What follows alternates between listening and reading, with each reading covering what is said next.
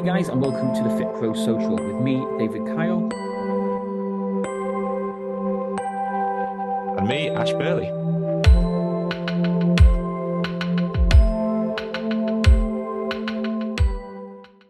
Hey, super quick before we get into this week's episode. If you'd love a load of guides on how to generate more leads, how to chase sales, Canva graphics for your social media, Facebook ads, copy, and so much more for free, simply head over to thefitproportal.com/free. Anyway, let's dive into this week's episode. Good morning, everyone, and welcome to this week's episode of the FitPro Social, where we're going to be talking about why your old marketing won't work now in today. And we're going to dig into that in quite a lot of detail. We're going to talk both about online and in person and face-to-face, and just really how that's all changed over the past few years within the fitness industry. But before that, as always with these episodes, please make sure you do get involved. We run this live because we want you to get involved in the conversation. So please say hi in the comments, give us a wave, and make sure you do say hello and ask any questions that you've got.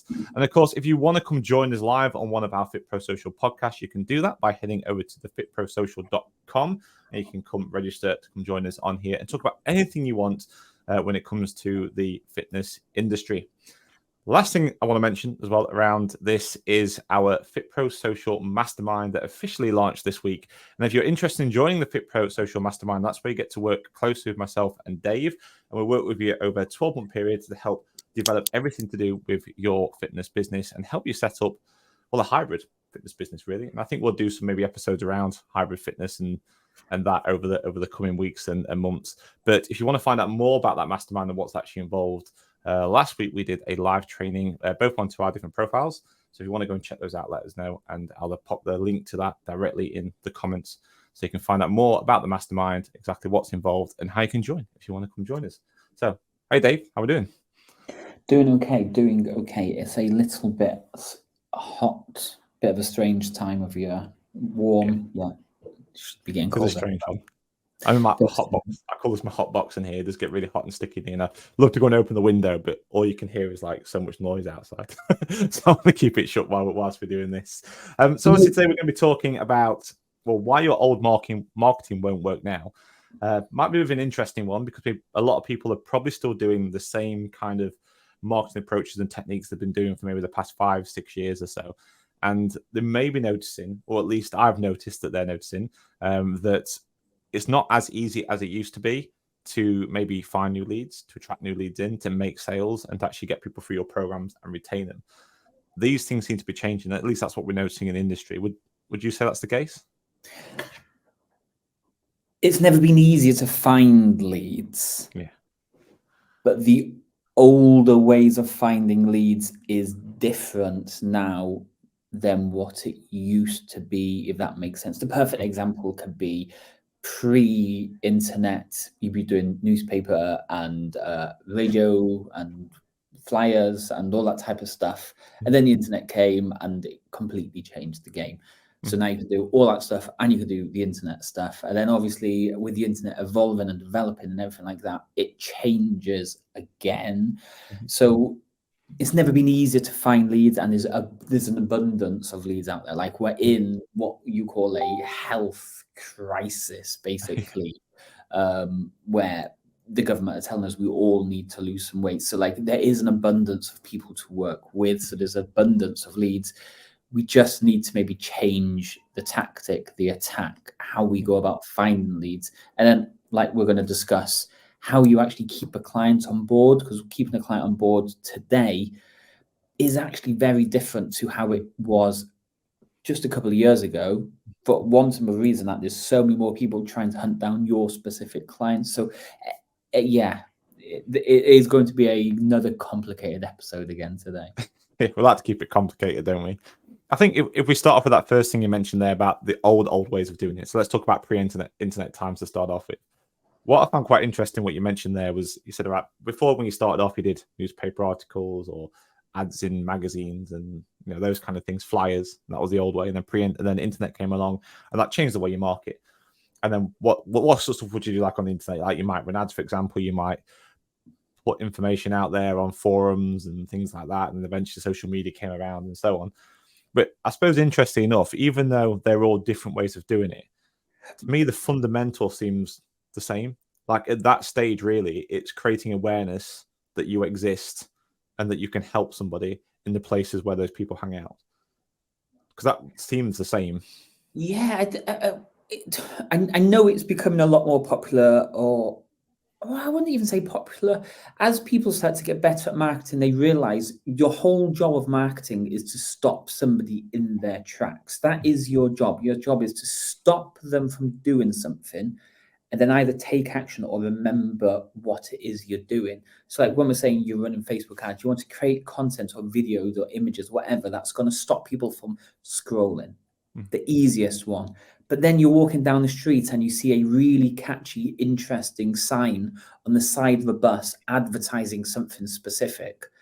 There's no way of scrolling. You're just literally walking along and this bus drives past and something catches your attention. It's that, like that principle, I think will always be the same. It's like when Apple first launched the iPod, what was they saying? You can have 50,000 cassettes in just one device. Like just saying that at that moment in time was like that stopped you in your tracks. Like, what? I've gone from having this huge container of tapes to now just having this one small thing. So it's stopping people in their tracks. So that will always be the same. And I find that quite interesting. Do you think if that's the case, if that fundamental principle is the same, why is it that it seems to be harder now than what it used to be in order to, I'm using seems as purpose there, why does it seem to be harder now to attract the right leads into your business if those principles are still the same? Yeah, so like when let's look at you as a perfect example. When you had your studio in Mansfield. How many other studios were there in Mansfield or PTs do you know at that moment in time? Well, studio wise, there weren't actually that many. There's lots of gyms. We had a lot of gyms in Mansfield, like big big gyms. There's about 6 at the time. There's even more now. Studios, that is it there. You hit the nail on the head. So back then there was 6 gyms and maybe 2 studios, you and somebody else. But now you just said there's loads of gyms now. And how many studios? It's got about 7, 8, 9 probably studios now that are popping up. Ash then had very little competition to now having loads of competition. And this is where COVID kind of caused a major mess of everything as well. Because like you can dive into that because you talked about it better before we actually went live. Yeah, so I think COVID is an interesting thing to discuss because that's had at the time gave us a kind of bubble from a personal trainer point of view. Now, from a gym and studio, it must have been an awful time for a lot of people because you kind of get forced out of the job. You can't go and do anything, and you have to find alternative means. And what generally happened during that time is a lot of studio owners, a lot of gym owners, a lot of personal trainers, they went online. It was the obvious kind of way to go. Let's go and start selling our services online. In reality, what most people did was take what they were doing in person and put that online. So like Zoom calls and things like that. I didn't really do online coaching as such. It was more like, I'll give you some workouts, we'll do some Zoom sessions, that kind of thing. That's generally what kind of happened for the majority. So everybody was starting to go and do this. And then at the time when they're doing it, they're just putting out there, I'm now doing this, I'm now doing that, I'm now offering this service. They're doing that to their existing clients, to saying I can help you still do this. And then they're also putting out on their social media and all these different places. And I think, and this is what seemed to happen anyway, that a lot of people found it quite easy to find leads at that point because they were messaging people, they're sending people who are interested in it, people were talking about it all the time. And that's probably because of what was happening on the other side of it. You think about the market, at least here in the UK. So if you think what happened in the UK, we had a time where most people were told they can't go to work. And the government said, we're going to pay 80% for most people, 80% of your wages. But you've got to go and stay at home and everywhere's shut. So you're getting paid 80% of your wages and you're now at home. You've got nowhere to go and spend this money and you've got all the time in the world. So you've got expendable cash and you've got all the time in the world. And what are usually the biggest barriers you come across when you're trying to make sales to people and find the leads is I don't have time and I don't have expendable cash. But already they're almost instantly gone. And on top of that, because all these people are now sat at home doing nothing, where are they going to be hanging out? They're going to be all over social media. People were spending ridiculous amount of times on social media. So you're going to be there. And you kind of have this position where you've got people now who are spending all the time on social media. They've got some free time left over. And on top of that, the government is literally forcing down their throats the importance of being healthy, keeping fit, being active. And then on the other side, you've got this entire marketplace that's now being forced to go and supply to that customer base. And to me, it was just like this perfect bubble that was kind of growing and growing and growing. And it seemed a lot easier at that point to go and make these sales, to find these new leads, because they were literally in abundance and they were actively out there looking for this kind of thing. And I think after kind of COVID faded off, things started to change and things got what might seem harder. I think to some extent, they kind of got back to what they were like beforehand. It had to be more focused on the principles behind marketing, the principles behind sales and things like that. It wasn't as easy as it was to do during COVID, especially from the online side of things. And I do think things have changed since then, which we'll talk about in a minute. But yeah, I think the COVID definitely gave a big bubble when it comes to especially the online side of things. Yeah, it was weird because, like you said, people are stuck at home, nothing else to do. They can't leave home. Mm-hmm. So their choice is either train at home or train at home with guidance of a PT. They had two options. Mm-hmm. And I think when the supply and demand situation is like that, like you have a high demand because the government is trying to tell everyone to get fit. They can't go out and get fit. They have to stay at home. The only place to then get fit is at home. And if they need assistance, they need to go and find assistance from somebody who can teach them to at home. So like the supply and demand was huge. It was so easy to find clients online. So if you were a trainer who transitioned online during COVID, and you've seen that was really easy and now you're struggling, it's because the supply and demand is completely shifted. Mm-hmm. So like once the doors opened again, yeah, you can still do online PT, but now you can go back to leisure centre, now you can go to a studio, now you can go for a bike ride, now you can go climbing, now you can go back doing Pilates or yoga or Zumba or all these other different ways of keeping fit. Now, like Ella in the office, when we work from home on Wednesdays, her exercise is actually on Netflix. Netflix now has their own fitness workout thing. I've not seen it, but she comes in so every Thursday. She's like, "What have you been doing?" "Oh, I did my Wednesday workout on Netflix." So you know what I mean, supply and demand. So it goes back to that first thing we started to talk about. It's about stopping people, but it's also something we're going to talk about, making sure you turn up in where those people hang out, where they live, where they socialize. That's where you need to be. But yeah, if times were easy during COVID when you went online and you suddenly find it difficult now, it's not that it's got harder or like marketing's changed or the business is not doing well. You think maybe business is doing well. It's because the choice is so vast again now. It is harder to pinpoint somebody and say, hey, no, you don't want to go to the gym. You actually need to come to me because my offering is better. Hey, it's going to pause it there for literally 2 seconds. If you're loving this week's episode, please let us know in the comments below and don't forget to subscribe. The more people we can get subscribing, the bigger guests we can get and the more people we can help with the content being shared. Anyway, let's dive back into today's episode. So if that's the case now, someone's listening and watching to this, what would be, and if they're thinking, I know I am really struggling now, what I was using back in 2020, 2021. And I've literally been asked this by our clients before, like what I was doing back then, it's not working like it used to. It's harder for me to get these conversations going and to try and build these relationships up with them. What would be your one top bit of advice that they could do? Or maybe two bits of advice. Oh, everybody's going to cringe. Everyone's going to like pull their hair out and say, I've heard that 1,000,000 times before. Are you ready? Are you ready for this one phrase? Do you want to say it or should I say it? You can say it. I'm excited. I'm going to sit down because I'm going to be so shocked by this revolution. The best way to find clients, to make clients want to come and work with you is by working in a specific niche. Oh God, mind blown.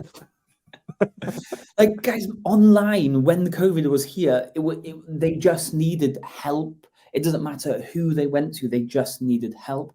But now, because the abundance is so huge, so many people have gone online, all the gyms have opened again, all these extra things have opened again. It's so much harder just to pick anybody up. So if you're posting today about losing weight or you helped a lady lose 6 stone, So everyone's thinking, wow, this guy's a weight loss genius. And then next day you're talking about you've just helped someone get on stage really, really muscly and huge. They're going to be like, well, is he a weight loss or is he a guy that teaches people to put muscle on? And then you're talking about you going out on the beers on the weekend with the boys because you're getting ready for holiday. And they're like, whoa, so this guy now does huge weight loss. He's going to the boys, so he's got to be quite a young type of person. Plus, he's getting people really muscly and stuff.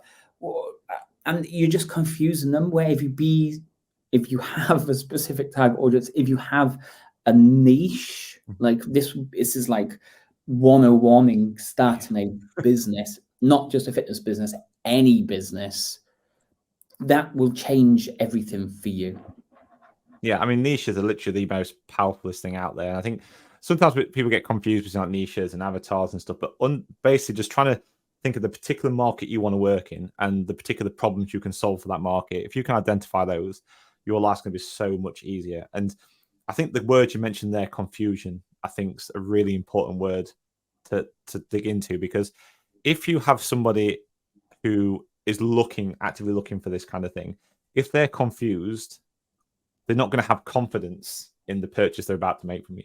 Like, you can't have confusion in that. They need to know exactly what it is you're offering, what it is you're going to do, and how you're going to help them. And if there's a level of confusion there, what they're going to do, they're going to go away and think about it and try and understand why they're confused. And then trainer Joe Bloggs around the corner, who's not confused in their message, is just swoop in and tuck your client out of the way, because they're I've written about this so many times. I was playing football a long time ago and someone crashed into me. My collarbone popped out of place. It's kind of still out of place, that you can see now. Went to the hospital, went to a hospital like 6 months. Then we're going to start doing rehab and it all fall into place. And I couldn't drive. My arm was stuck. I couldn't take my t-shirt off. Holly had to. I couldn't do anything. I was like, I can't not drive. How am I supposed to get to the sessions? How am I supposed to show my clients how to lift everything? Like, this is the worst possible injury I could possibly have. Mm-hmm. So I went to find a specialist, somebody that was specific in shoulder injuries. 2 or 3 weeks in, my arm was moving again. I was able to drive. I was able to do some small movements in my shoulder. I was back in the game. Whereas if I'd have taken the hospital's advice, which was just a generic physio who just seen the x-rays and said, yeah, it's going to be about 6 months of rehab before you can do anything. Mm-hmm. That's just a generalist. That's somebody that covers a very wide, specific area compared to you going to a very specific person. Go to a specific person, you're going to get the results faster. Mm-hmm. And you, as that specific person, you can always charge more as well. Mm-hmm. I was going to bring that one up there about that. Like, what's the difference in terms of, was you paying the specialist directly? I'm guessing they're private. Yeah. For that one. Yeah. So I've had a very similar experience with my other a back injury. It was actually compression. I'm not talking about how it happened, but basically, so over time, there's a compression injury in my back, and it's not what you think it is. There was a compression injury on my back, and I'd go with I'll go into that another day, but it is not what you think it is. And so yeah, this injury happened, and I was going again to NHS. I was going to these general people, and months they were trying lots of different things, and then I got referred by a neighbour to go to a specialist in Nottingham, so not too far from Mansfield where I live. And no word of a lie, I had scoliosis effectively in my back. So I was that kind of, I know everyone will know what this is, but that kind of S shape in my back. And I walked in like this on it, and then about an hour later, I walked back out and I was standing up straight again. And these other specialists couldn't do that in the 4 or 5 months or something with them. Yeah. But this one guy did. And yes, I paid him a lot of money for it, but he solved it like that for me, that problem. And I guess really the value is in the problem that you're solving, not particularly the actual actions and the service that you're delivering. There's a difference between the two, I think. And that's the key part there. I don't want anybody listening to this and feeling, oh, but Dave Van Ash, I do help people lose significant weight, and I do help people in their 50s, and I do help people put muscle on. I am as good as those specialists. We're not saying you're not as good. Remember, we're trying to help you develop and grow your fitness business. If you want to earn more, have more time off, have better paying clients that pay on time, clients that don't cause a fuss and everything, you have to be a little bit more specific about who you work with. And you will probably be super frustrated about this, that you've been doing this for 5 or 6 years, let's say, and then somebody just qualified today listens to this episode, takes the advice that we've told them to be specific, and then you look 6 months down the line like, wow, how have they got this many clients already? That's because they just became specific. When you're specific, the contents you write, everything you produce is dedicated to that person. And when you're in that person's head, when they're reading something and they're thinking, wow, this person knows exactly what's going on in my head, you've literally just signed that checkbook. They're ready to join you. You have to be specific about what they want, and it becomes so much easier to get them signed up. Matt, it makes a huge difference. I think if anyone's listening to this one, you're worried about alienating people, and you think, well, if I'm specific in this, which is a common thing I hear, and I'm sure you hear exactly the same, that by being specific, you're turning away other work, you're turning away this massive other market that you've got there. But I think the important thing to remember here is, and Dave kind of talked about this at the very start, to attract people, to attract leads, you need to stop them in their tracks. And if you're being very general in what you offer to the general public, they're seeing that same information, that same stuff every single day, time and time and time again. Yeah. And you've got to find a way to break through that. And the ones that do well in that are the ones that spend a ridiculous amount of time, resources, and money to stand out. You're competing against. I can give you two perfect examples right now of this situation. If you've been following myself, or if you've been following Ash for a very long time now, or even 3 or 4 months, or maybe even 2 or 3 weeks, and someone says to you, you know what, I really need help setting up an online fitness business. Who is the first person that comes into your head when you say that? You're going to think, Ash. Like, that's all he ever talks about. That's all he's ever posting about. That's all he's ever doing. Like, that is the perfect example. That isn't to say that Ash doesn't help studio owners or PTs or gyms, which I know Ash does help those just people. Don't talk about that much. It's like the same if you've been following me for a while. You probably know if you need Facebook ads, you just go to FitPro Lead Gen, because that's all they talk about. Yeah, that isn't to say that we don't help online fitness businesses, or we don't do these other bits that we don't shout about. So being specific, and we see this all the time with ad clients, they just want to run lady ads because they know when they come in, they'll bring their husbands or partners or friends, male people, into the business. And that is their way of doing it. They'll only run female targeted ads because they don't want to spend money on men, because men usually come in via them somehow. So you can be specific and still work with everybody, but just be specific in the messaging you're putting out there, and it's going to be so much easier to find those people. Yeah, 100%. I think a question has just popped in. Yeah, I was going to pull up on the screen. Let's see what it is. I don't know who said it. There's no name, but it's the question. So say, got it. Be very specific with your avatar. So if I help individuals, males and females, to lose 2 stone in 12 weeks, is that specific enough? I do love to work with females and males. Do you want to take this one, or do you want me to take it? That is specific. So what you're saying there is you're giving them a end result. I will help you lose 2 stone in 12 weeks. You could add guaranteed onto it. So now anybody that's got 2 stone or more to lose is going to be attracted to you, because that's what you're telling them that you can help them do. If you're on the flip side and you want to get super muscly and someone sees your content, they're going to know, I probably won't work with that person, probably doesn't want to work with me, because they help people lose weight. So yeah, you are starting to get quite specific. Now, if you just said you help people lose weight, that could be anything from 5 or 6 stone to getting somebody back in their bikini and they've only got half a stone to lose.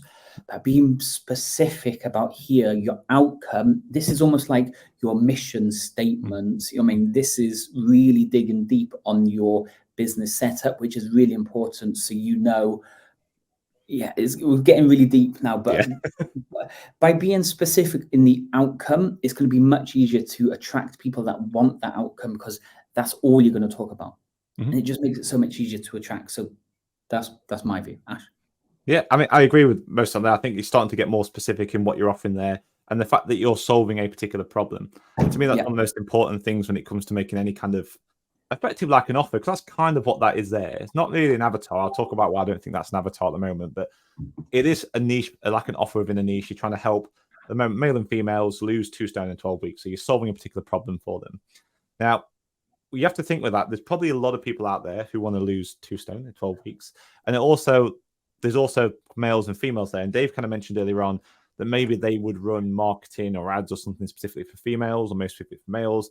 In the example Dave gave earlier, it ran it for females because he knows eventually they'll bring in their partners into it, and that's how he can attract males into it. And you can actually put, again, not too much detail, you can put systems in to actually make that happen as well. Like, you can do that. But when it comes to your marketing, if you think about males and females who want to lose 2 stone in 12 weeks, the actual message you put out there is different between the two. There is a slight difference. The way you would talk to a male wanting to do that may be different to how you want to talk to a female to do it. So yes, you've got a niche there where you want to help people lose 2 stone in 12 weeks, but that's not necessarily an avatar. An avatar is somebody that falls within your niche. So if you think about the film, we've all seen the film Avatar. Basically, that's what it is. It's a kind of another thing. It's a representation of an individual, and that's literally what you're trying to do here. So if you want to get very specific with an avatar, and again, it doesn't mean you can't work with males and females, but have a go at trying to make an avatar out of your niche. So imagine you can sit down at a table and you can interview that person next to you. So if I was interviewing Dave and I said, "What's your gender?" you'd probably say male. I'm guessing to me. So you'd say male to me. So I'm like, cool, so male. But in this case, like that's what it is. There's only one answer. Like, you don't work with 35 to 45-year-old. 35 to 45 is not an avatar. That's the niche that you work in. So if I'm looking for an avatar, I'd be like, okay, Dave, how old are you? That's how old you are.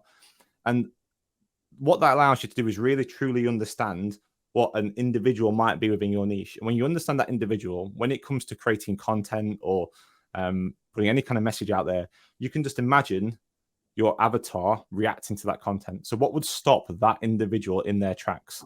What would make that individual interested to come into work with you? And again, you don't have to limit it to just that. It's just a way of trying to help you understand how those individuals within your niche are going to react to your content and sign up with you. That's the only thing I would add to it. So we've got again, the more you understand marketing and learn it and develop your knowledge on it, the easier it's going to be. So we do have people who are at the top of their knowledge of their clients. So they have this niche. We have a weight loss for over 30s in this local area. But then what they do with their marketing, or what they tell us they want to do, is they have 2 or 3 avatars, and we will run ads for that specific one avatar for maybe 2 months. And then we'll have the change in avatar to run it for this month. So like, now is the perfect example, September. So let's say your niche is over 30s weight loss, real simple. But you might then, with September coming, you might target mums.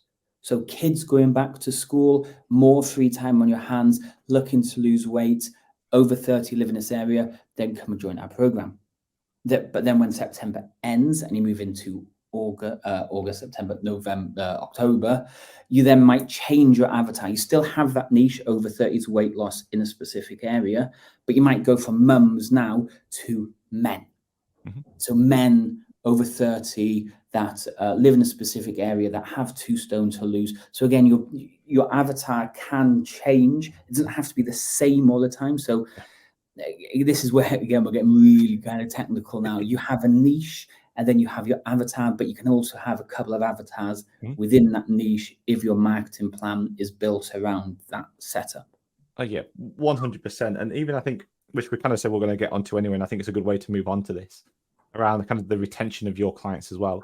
And we'll use this one as an example since it's here already. So we talked about this kind of 12-week, 2 stones in 12 weeks on there. So you've got this avatar, this niche that you're working in, and then you bring them into it, and you're selling at that point. You're attracting and selling this front end offer of helping someone want to lose 2 stone in 12 weeks.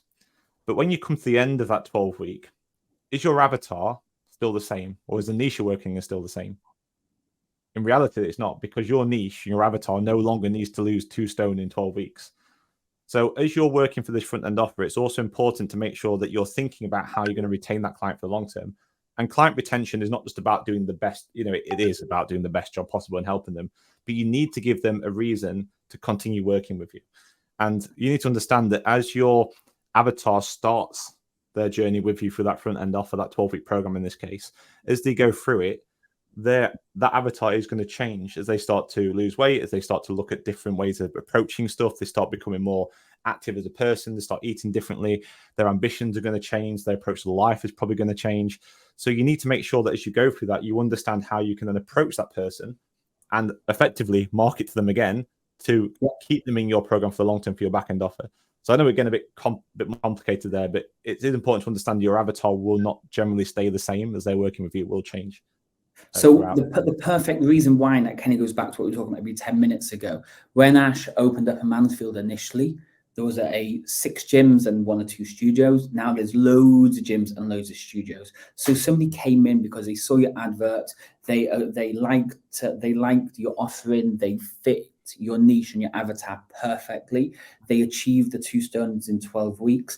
And now they're seeing an advert from somebody else who's going to get them that photo shoot transformation, or they're going to help them get ready for their holiday or something different. So now your niche, your avatar, they've completed it. They've completed that mission, but somebody else is trying to poach them because they're offering something different. And this is where then you need to move the goalposts in your business. You, like Ash was going to get onto, you have maybe your niche or avatar to bring people in, but then once they hit a certain point, that's where your niche, your objective, your business setup changes, because you now need to keep them for longer. And so there's like a million episodes we can do based on we could dig into this one here. So it's an interesting study, but if you're thinking this is a lot to think about, just all I would focus on at the moment is what your front end offer is. And what I mean by that is what's going to start attracting people in. So if you're struggling to attract leads into your business and maybe make sales from it, then I would really focus on what that front end offer is going to be. So what that niche is, what niche you want to work in, and try and imagine what that avatar is going to be like. Even if you just pick one to start off with, it doesn't matter, just pick one. Like, there's no point overcomplicating it to start off with.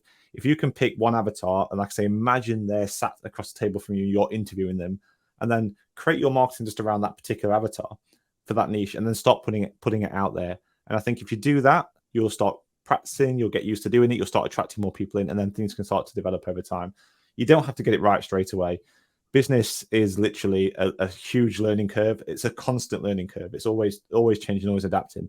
So don't worry about trying to do everything at once. I think if you're going to do anything, just focus on one, start off with, focus on getting them in, and then you can progress onto this other stuff that we're talking about from there. So if you just go back to the title, why your old marketing won't work now, something, as you were talking earlier, I was thinking about this. Let's go back to 2015. I think that's probably further enough back. Facebook ads were doing really well then. Okay, you could get leads for like 50 pence, and you get loads of leads for 50 pence. Now, in 2015, let's think, how many social media channels was there at that moment in time? We probably had Facebook, MySpace, probably. Hey, just going to pause it there really quickly. If you know any guests that would love to feature, or if you yourself would like to feature on one of these episodes, do let us know by reaching out or letting us know in the comments. Anyway, let's get back into the episode. Do you remember MySpace? Not in 2015. Wasn't it? I'm sure that was 2015, must have been. Yeah, Twitter, definitely. Instagram, maybe would have been there, and Pinterest. So that's like 4 real main ones. Yet now, if you're running Facebook ads, you're like, wow, Facebook ads are so expensive now. I don't understand why. Then you've got to think, there was 4 platforms then for, I don't know, 90 million people here in the UK, whatever that number is. But now those 90 million people have now been split into Facebook, Instagram, Threads, that's just by the Meta platform. That's 3 straight away. You got X, which is now Twitter, and then you've got Snapchat, then you've got TikTok.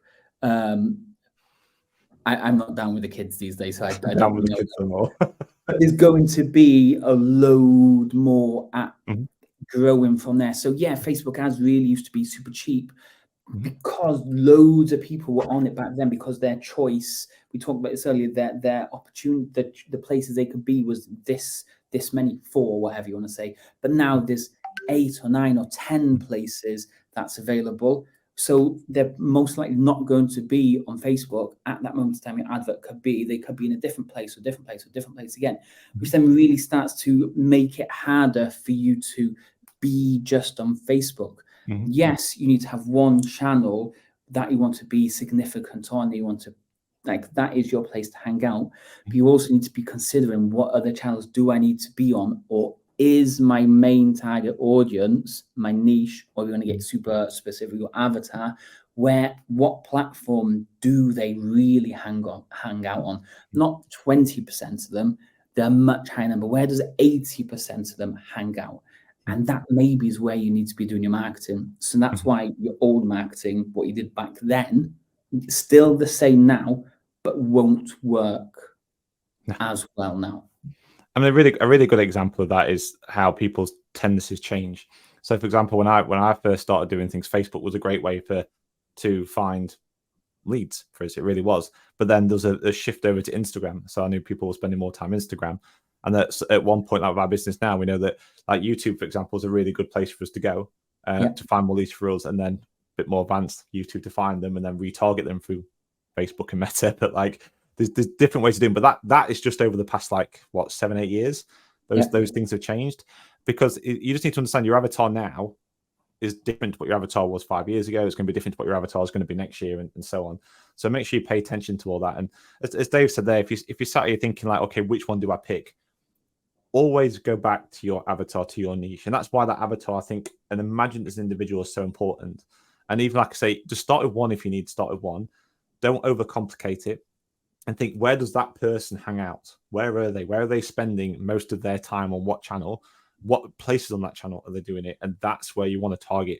That's where you want to go to and hang out in those places. And again, we talked a lot about social media. We talked a lot about ads here, but it doesn't have to be online either. You know, you can do this offline. The old ways still work as well. Some of them still do work, like going to coffee shops, sometimes flyers, those kind of things still work. So I got to the house, when was it? Monday, was it? No, what day did we land back? Tuesday. You went out to Monday. Well, I can't think now. Anyway, I got back to the house, and what came through the door, it was the phone book. Yellow Pages, what it used to be. Now I think it's BT telephone book or something it's called. And I was like, wow, okay. But wow, okay, it was like this thick. It was about this big. Yeah, you remember the telephone book, the Yellow Pages one that used to get through the door years and years and years ago, and it was like this thick. You literally use it to get to the top counter. Yeah, it was massive. Or like the Argos calendar, the Argos catalogue. Used to love going to Argos and get an Argos catalogue, and you'd be flying through the pages, making your Christmas list and everything. Yet, do Argos even do a catalogue anymore? Can you actually go into Argos and get a catalogue? Or is it all just online now? So this is why, like, times change, marketing changes. Like, the telephone book must still work because people are spending money to be advertised or to be put in it.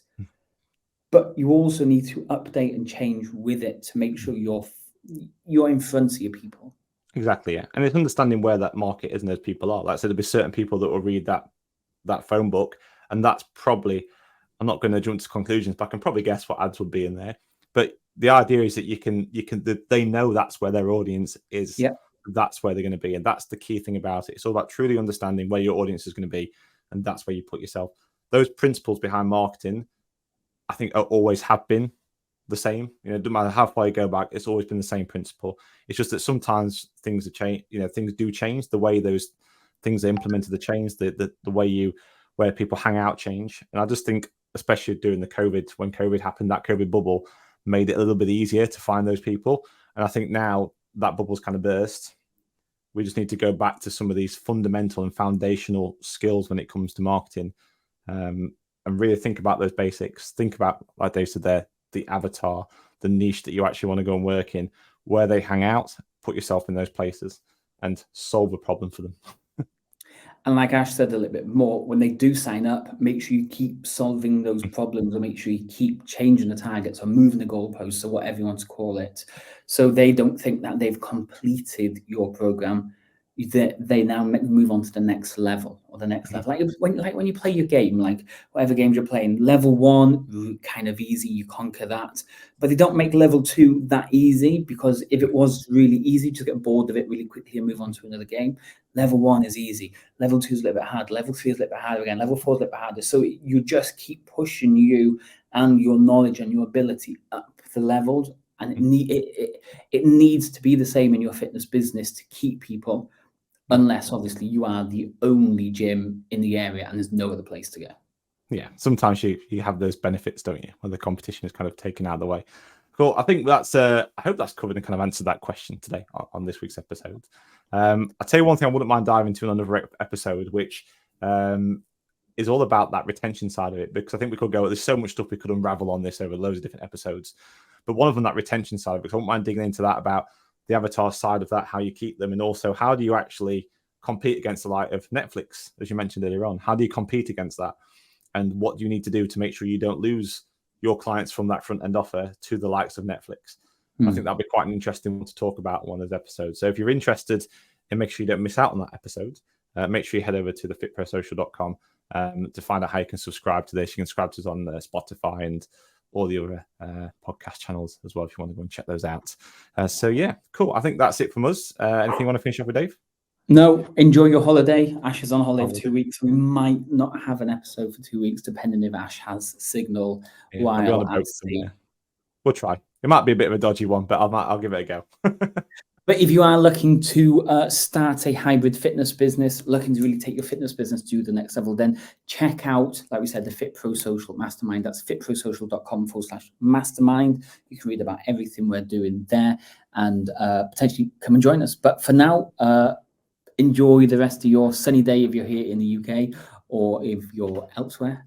I hope you enjoy your day. But thanks for listening. I appreciate it all, and I'll speak to you all soon. Very much. Bye-bye. Hey, just want to say a big thank you for sticking around to the end of this week's episode. As a big thank you, head over to thefitproportal.com/free, and we'll give you a load of additional guides, social media, Facebook ads, email scripts, and so much more to really help you start generating leads, making more sales, and growing your fitness business. I'll see you all next time. Thank you for joining us on this week's episode of the FitPro Social. Make sure you subscribe so you don't miss out on future episodes.